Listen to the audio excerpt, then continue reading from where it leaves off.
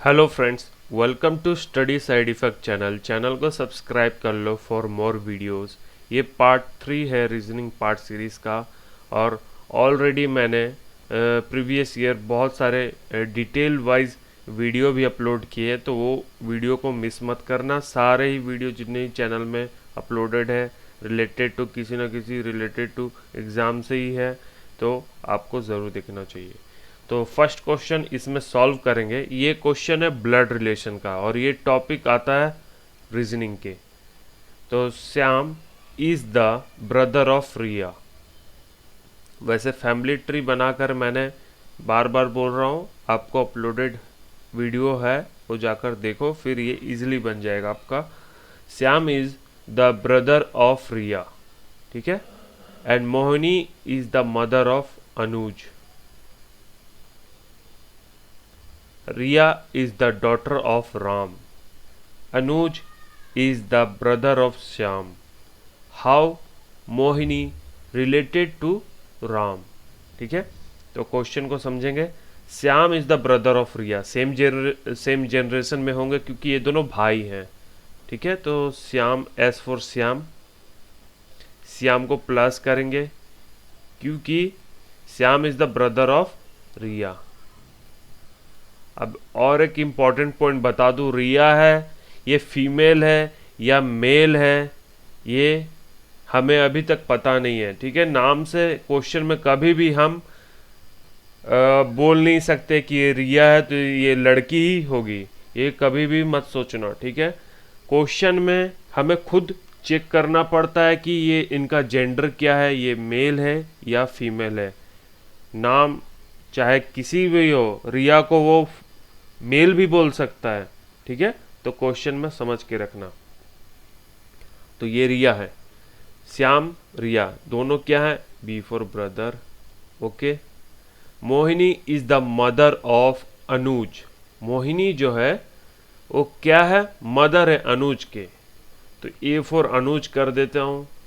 और मदर कहाँ जाएगी, इसके ऊपर वाले जनरेशन में, क्योंकि उसकी मदर है। ग्रैंड मदर रहती तो मदर के भी ऊपर वाले जनरेशन में चली जाती। तो यहाँ पे आ जाएगा मोहिनी। मोहिनी क्या है, मदर है। मोहिनी क्या है, मदर है, तो माइनस करके दिखाएंगे। माइनस मतलब फीमेल जेंडर। अनुज के बारे में पता नहीं, अनुज क्या है, मेल है या फीमेल है, पता नहीं। Riya is the daughter of Ram. अब देखो रिया का जेंडर पता चल गया हमें। Riya is the daughter of Ram, Riya यानी फीमेल है। डॉटर ऑफ राम, राम की बेटी है वो, तो रिया आर फॉर रिया और आर फॉर राम कर दे रहा हूं,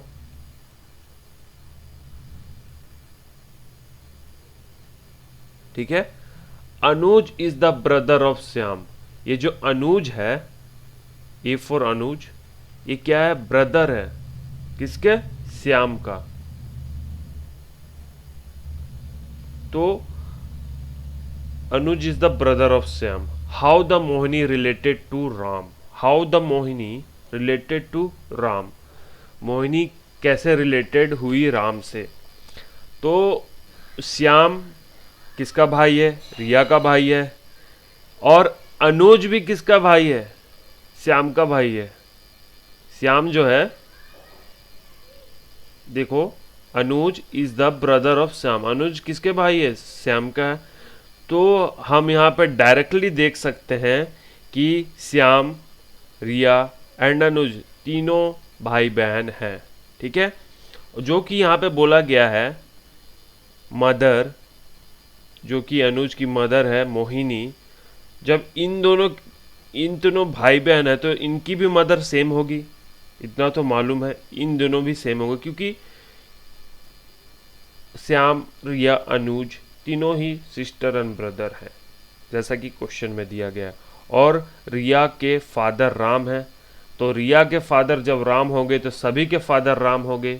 और अनुज के मदर मोहिनी है तो सभी के मदर मोहिनी होंगे, ठीक है। तो यहाँ पे क्वेश्चन क्या पूछा गया, how the Mohini related to Ram. ये Mohini, M for Mohini, related to Ram क्या है।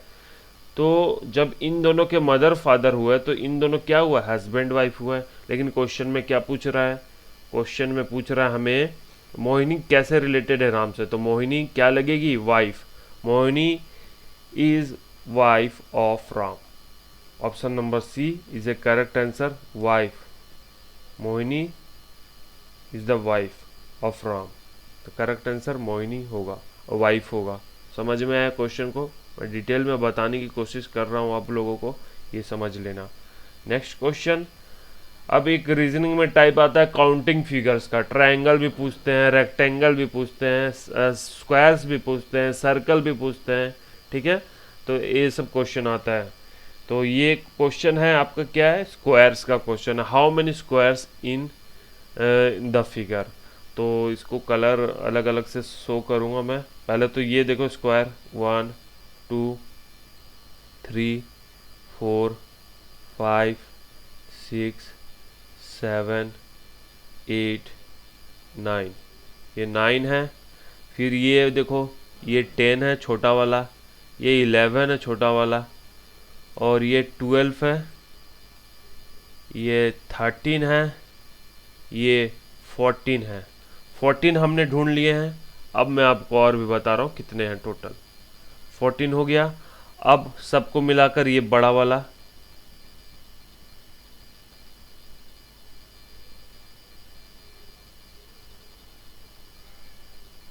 ये कितना नंबर हुआ, ये 15 नंबर हमने अभी तक काउंट कर लिए। अब कलर चेंज करके आपको मैं बता दूं। अब इन दोनों को मिलाकर क्या हम स्क्वायर बना सकते हैं? बिल्कुल बना सकते हैं। तो ये हुआ 16 नंबर स्क्वायर, और इन दोनों को मिलाकर सेम उसी टाइप से इन दोनों को मिलाकर हम और एक स्क्वायर बना सकते हैं। तो हमारे पास 15 था, ये 16 हुआ, ये 17 हुआ, 17 हो गया। ठीक सेम वैसे ही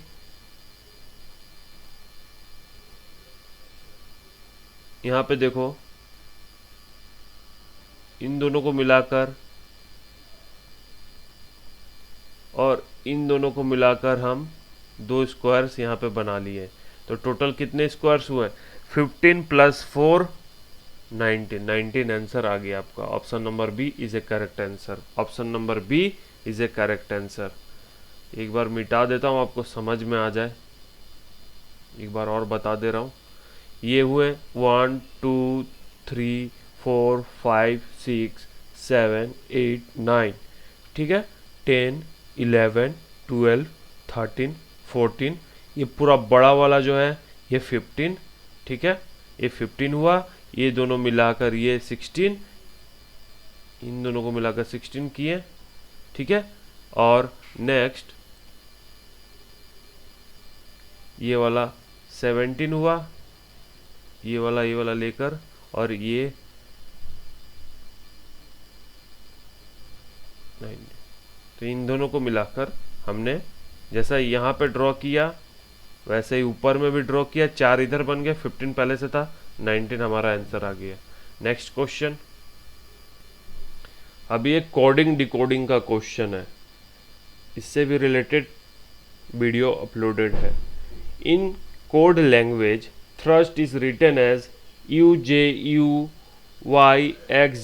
How will would be written as in that language? बस इजी है, आपको चेक करना रहता है कैसे ये हमने लिखा, उसी ट्रेंड को फॉलो करके आंसर निकालते हैं। तो टी लिख देता हूँ, पहले सभी को समझाना है इसलिए अच्छे से लिख दे रहा हूँ।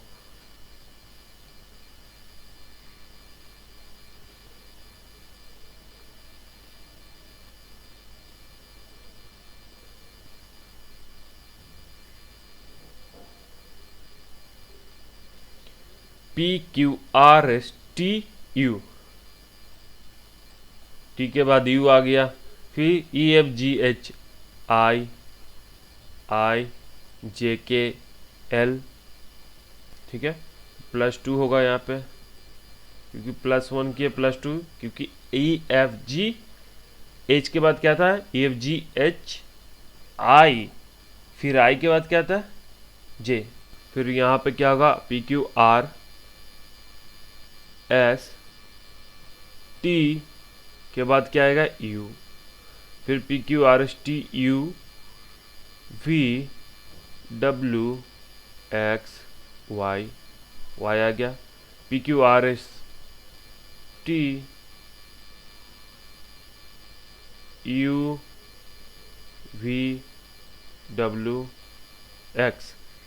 PQRST UVWX Y Z जो आंसर आ गया, यानी कि +1 इंक्रीज होते जा रहा है। टी से पहले यू आए, फिर HIJ, फिर Q, फिर RST, फिर UVWXY, फिर STUVWX, फिर TUVWXYZ, +1 इंक्रीज करते जा रहा है। देखो 4 इंक्रीज हुआ, यहाँ पे 5 इंक्रीज हुआ, ठीक है, 3 2 1 और यहाँ पे 0 इंक्रीज हुआ, मतलब कि ये हुआ टी के बाद यू आया है। तो वैसे ही वुड का क्या होगा, WOOD, डब्लू के बाद क्या आता है, WX, फिर एक इंक्रीज करेंगे MNOPQ, P होगा यहाँ पे XQ, फिर यहाँ पे क्या होगा O, फिर है, फिर PQ, फिर R आ जाएगा, फिर यहाँ पे क्या होगा DEFGH। तो आंसर आ गया XQRH। XQRH is the correct answer. Option number B is the correct answer. Next question, ये वेन डायग्राम से बहुत ही इजीली सॉल्व हो जाता है। तो वेन डायग्राम आपको मैं बता दे रहा हूँ कैसे सॉल्व करना है। Statements, all knives are axes, all axes are swords, all saws are swords. Conclusion जैसा कि दिया रहता है, स्टेटमेंट 100% ट्रू है। अगर वो मून को ब्लैक बोल रहा है तो मैन को ब्लैक ही मानेंगे, ठीक है, ठीक है। तो ये सब,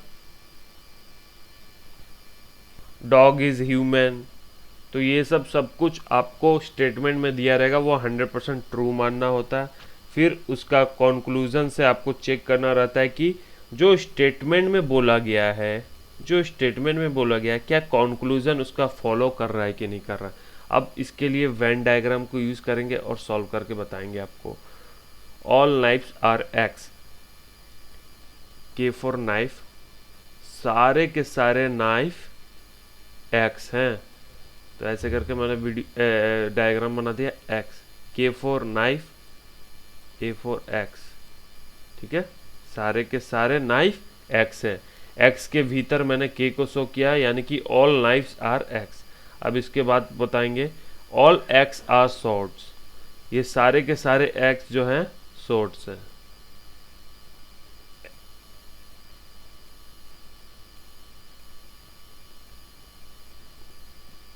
ठीक है, सॉर्ड्स है, सॉर्ड्स के भीतर एक्स है। अब क्या बोल रहा है, ऑल सोज आर सॉर्ड्स। अब यहाँ पे बोल रहा है सारे के सारे सो जो है सॉर्ड्स है। तो सॉर्ड्स तो पहले ही बना दिया हूँ मैं, तो यहाँ पे एक छोटा सा गोला करके लिख दे रहा हूँ 100।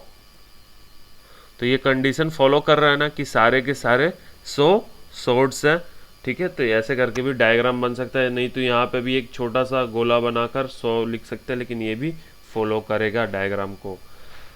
और डायग्राम बनाने अगर सीख लिए तो आपको सारे क्वेश्चन सॉल्व हो जाएंगे। यहाँ पे क्या बोला, ऑल नाइफ्स आर एक्स, तो सारे के सारे नाइफ को मैंने किस पे शो किया है, एक्स के भीतर में शो किया। अब यहाँ पे बोला सारे के सारे एक्स जो है शॉर्ट्स है, तो एक्स किसके भीतर मैंने शो किया, शॉर्ट्स के भीतर शो किया। और यहाँ पे बोला गया ऑल सोज आर शॉर्ट, तो सारे के सारे सोज जो शॉर्ट्स के भीतर मैंने शो किया है। अब देखो कंक्लूजन फॉलो करता है कि नहीं, और आंसर ऐसा रहता है ओनली कंक्लूजन 2 और 3 follow, all the conclusion follow, only conclusion 1 and 2 follow, only conclusion 1 follow. ऐसे करके ABC में कौन सा करेक्ट है वो आपको चूज करना पड़ता है कंक्लूजन से मैच करके।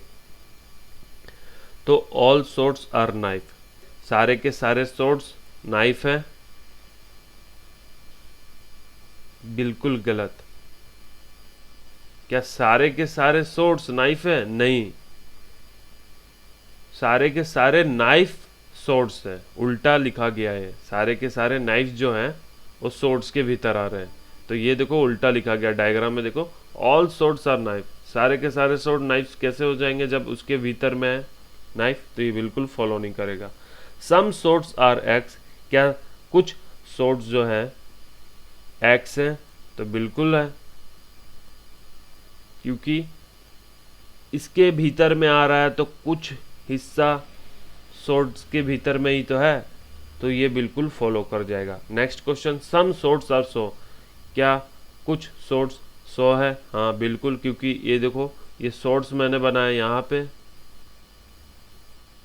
और यहाँ पे सो बनाया एस ए डब्ल्यू, तो सम सोर्ट्स, कुछ ये वाला भाग सोर्ट्स के भीतर में तो है सो, तो ये बिल्कुल फॉलो कर जाएगा। तो ऑप्शन नंबर कौन सा फॉलो करेगा? Only 2 and 3 conclusion follow. Option number A is a correct answer.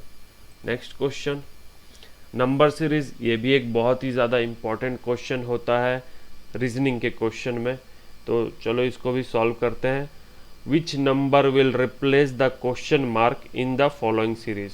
देखो ट्रिक्स किसी का भी अलग भी हो सकता है, खुद भी आप अपना बना सकते हो, लेकिन जो आंसर आएगा ना, जो मैं बता रहा हूँ वही आएगा। आप दूसरा ट्रिक्स भी यूज़ कर सकते हो। रीजनिंग में ऐसा कुछ रूल नहीं है कि जैसा मैथमेटिक्स में होता है 1 + 1 2 ही होता है, तो रीजनिंग में आप किसी भी लॉजिक लगाकर आप सॉल्व कर सकते हो, लेकिन आंसर एक ही होता है। तो आंसर मैं निकाल के दे रहा हूँ आपको, कैसे निकालेंगे, और आप इस वीडियो को पॉज करके भी आप निकालो तो अच्छा रहेगा।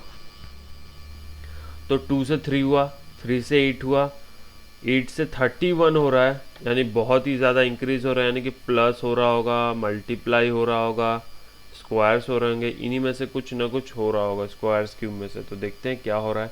यहाँ पे मैं इस क्वेश्चन को सॉल्व करने का तरीका ढूंढा हूँ। ये क्या हो रहा है? 2 × 2 - 1 क्या होता है? 3। फिर 3 × 3 - 1 इक्वल टू क्या होता है? 8। अब 8 × 4 - 1 इक्वल टू 31। अब नेक्स्ट टर्म क्या होगा? 31 × 5 - 1 इक्वल टू 5 1 ज़ा 5, 5 3 ज़ा 15, 154। कि हमने क्वेश्चन को सॉल्व कर लिया। देखो क्या हो रहा है, सेम हो रहा है, 2 × 2 3 × 3 8 × 4, ये इंक्रीज हो रहा है, +1 इंक्रीज हो रहा है, ये -1 ही रह रहा है, और ये बिल्कुल ट्रेंड को फॉलो करते हुए आंसर को निकाल रहा है। तो option number C is a correct answer. आप भी चेक कर सकते हो, दूसरा मेथड भी लगा सकते हो, लेकिन आंसर 154 ही आएगा। Next question, if wind is coded as 414923 and card is coded as 1941813, then how will orient be coded as? ये कोडिंग एंड डिकोडिंग वीडियो में आपको मिल जाएंगे, ये सब वीडियो में ये मैंने बताया भी है। देखो कोडिंग, हम जैसे ABCD जैसा अल्फ़ाबेट है 24, उसमें हम सभी को नंबरिंग देते हैं। एक अब बोलूँगा 3rd नंबर में कौन आता है तो C, 5th नंबर में कौन आता है तो E, ठीक है, 10th नंबर में कौन आता है तो J।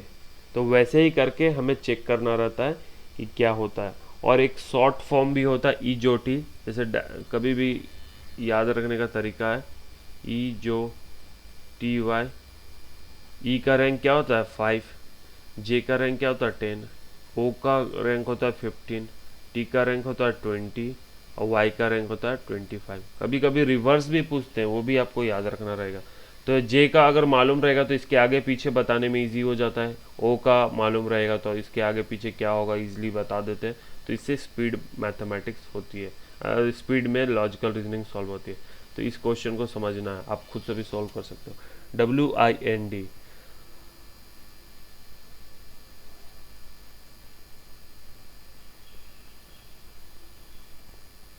अब यहाँ पे देखो क्या हो रहा है। यहाँ पे जो हम लास्ट वाले, जैसे डी का रैंक क्या होता है 4, तो इसको फर्स्ट में दिखा रहे हैं, ये देखो फर्स्ट में दिखा रहा है। एन का रैंक क्या होता है 14, ये देखो सेकंड में दिखा रहा है, उल्टा चल रहा है। आई का रैंक क्या होता है 9, देखो 9 यहाँ पे शो कर रहा है। डब्ल्यू, डब्ल्यू का क्या होता है 23। तो जो बात लिखी गई है विंड WIND वो उल्टा लिखा गया है। डी का जो वैल्यू है यहाँ पे दे दिया गया है 4, ठीक है। एन का वैल्यू कहाँ दे दिया गया है 14 में दे दिया गया है। आई का वैल्यू कहाँ दिया गया है 9 में दिया गया है। और डब्ल्यू का वैल्यू क्या दिया गया 23। उसी तरीके से कार्ड का भी देखो, कार्ड का सी का क्या रैंक होता है थर्ड, तो देखो थर्ड पीछे दे दिया गया है। ए का रैंक क्या होता है 1 दे दिया गया यहाँ पे। आर का क्या होता है 18 यहाँ पे दे दिया गया है। एस का क्या होता है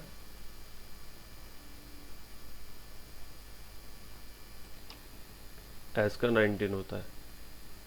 तो ऐसे करके क्वेश्चन बनाया गया है। तो ये बात समझ में आ गई होगी। तो आपको मैं बताऊं ओरिएंट का क्या होगा, ORIENT।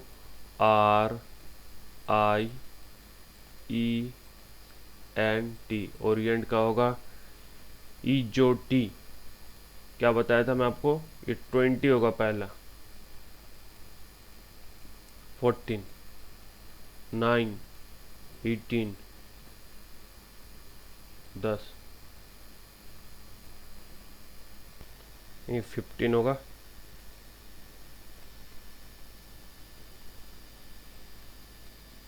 तो देखते हैं कौन सा ऑप्शन मिल रहा है 20, 14। मैंने ई को मिस कर दिया हूँ, यहाँ पे ई होगा, ई का क्या होगा 5,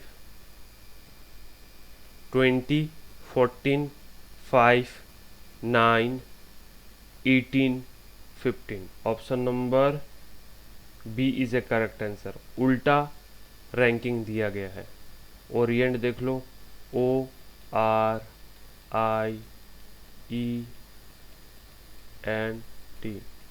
टी का मतलब 20 इधर से इधर होते जा रहा है, T20 रैंक होता है। एन का क्या होता है 14, ई का क्या होता है 5, आई का क्या होता है आई का होता है 9, आर का होता है 18, ओ का होता है 15। ठीक है, हो गया ये solve. Option number B is a correct answer. Next question, अब select the number pair in which two number are related to the same way as are the two number of the following number pair. तो इन दोनों के relation में कौन बिल्कुल same हो रहा है ये आपको बताना है। अब आप डिफरेंट बहुत सारे लॉजिक लगाओगे, आप आंसर देखना इस वीडियो का क्या होता है। तो 20 से 30 क्या हुआ होगा +10 हुआ होगा, ये भी हो सकता है। अब क्या +10 सभी में हो रहे हैं, क्या ये रिलेशन इसमें फाइंड हो रहा है। +10 करने से तो नहीं हो रहा है, 22 आना चाहिए था, +10 करते तो नहीं हुआ। +10 करने से 26 आना चाहिए था, +10 करने से यहाँ पे 40 आना चाहिए था, +10 करने से यहाँ 60 होना चाहिए था। तो +10 वाला लॉजिक तो ये बिल्कुल नहीं लागू होगा। तो यहाँ पे क्या हो रहा है मैं बताऊँ आपको। तो यहाँ पे हमने 20 लिखा और नेक्स्ट टर्म कैसे लाया बताऊँ, 20 इंटू 1.5 को अगर इंटू करेंगे तो 30 आ जाएगा, क्योंकि यही रिलेशन मुझे इस क्वेश्चन में नज़र आ रहा है। देख लो 30 इंटू 30 और नेक्स्ट टर्म 30 इंटू 1.5 करेंगे तो 1.5 करेंगे तो 45 आंसर आ जाएगा। तो ऑप्शन नंबर थर्ड ही फॉलो होगा। 20 to 30 कैसे हुआ 1.5 इंटू करके, और 30 to 45 कैसे हुआ 1.5 इंटू करके। तो ऐसे करके आंसर निकल जाएगा। तो ओके फ्रेंड्स, थैंक यू। इसी तरह मैं आपके लिए और भी इंपॉर्टेंट वीडियो लाते रहूँगा। Thanks for watching this video.